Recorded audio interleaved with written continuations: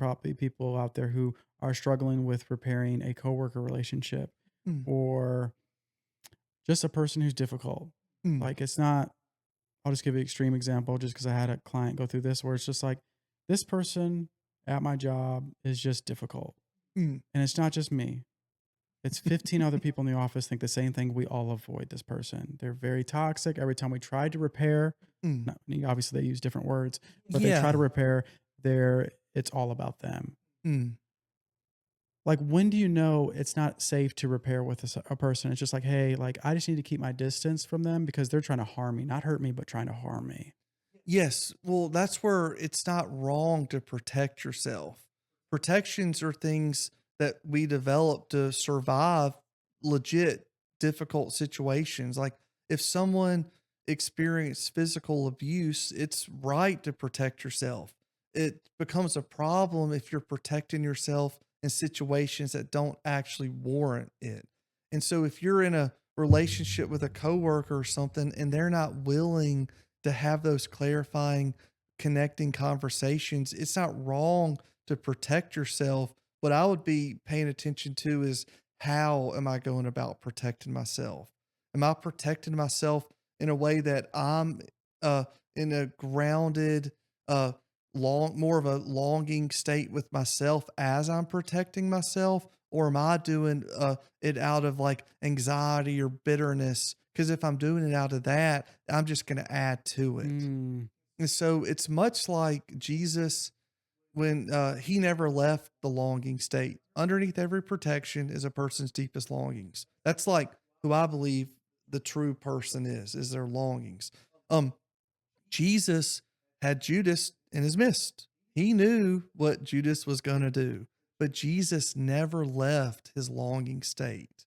And that's what I believe as Christians we're called to do is very difficult to do. But it's not wrong to protect yourself, set up boundaries. Boundaries help prevent you from developing resentments and bitterness, and it totally takes a toll on you. Boundaries protect relationships and they create safeguards for people who might not be willing to have those type of necessary repair conversations. yeah.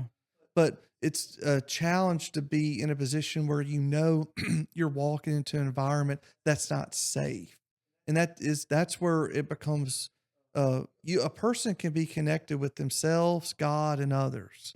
So at that point, if being connected with that other person in that deeper way is not an option, you can still do what you need to do to be connected with God and with yourself. And you can learn how to navigate that situation in a way where you can still be true to who God has created you to be, despite whatever type of behaviors they're doing.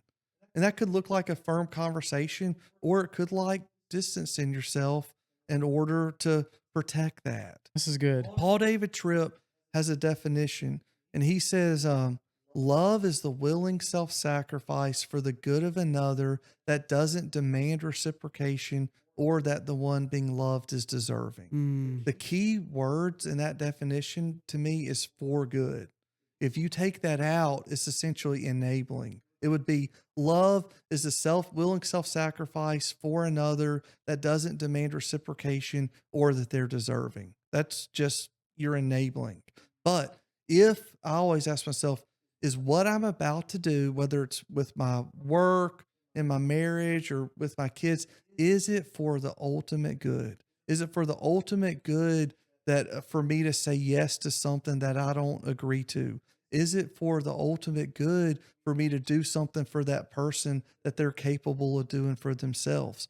Is it for the ultimate good for me to overtake responsibility for someone else's stuff? And if it's not for the ultimate good, I say no. But if it's for their ultimate good and then you choose to self sacrifice yourself for the ultimate good of another person, that's very loving. But people confuse that big time. yeah. I love that definition. I love It's Trip. great. Man, He's it's, awesome. He's awesome. and just hands down, I mean, And it's his mustache. his mustache. I totally forgot about his mustache. Dude, the mustache. It's incredible. That probably sets the tone because you're just like, there's no way this guy can pull off these definitions. And you see the Dude. mustache is like, that's him.